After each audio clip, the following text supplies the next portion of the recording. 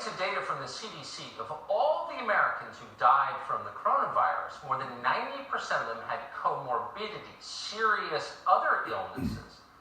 Now, some of those comorbidities related to the virus, like respiratory failure, but many others were not.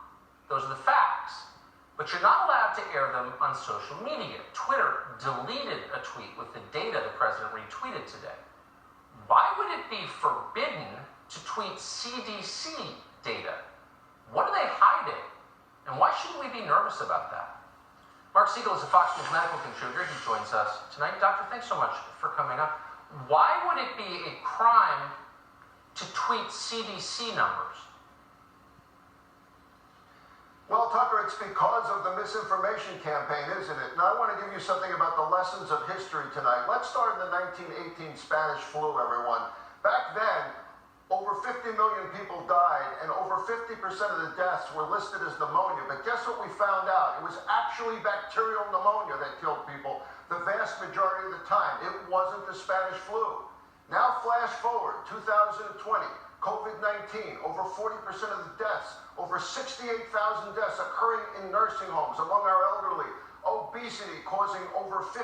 If you have obesity, you're 50% more likely to die if you get COVID-19.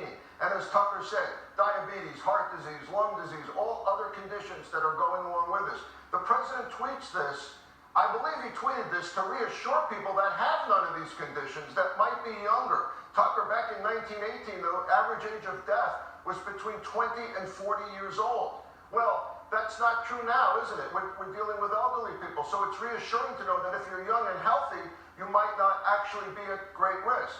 So I have a message tonight for our college students out there. Remember this when you're going to a party.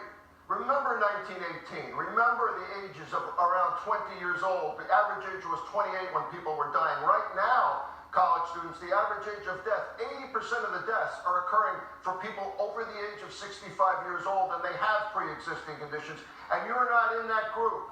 Remember this, college students. There for the grace of God, go I. Tucker? There but for the grace of God, go I.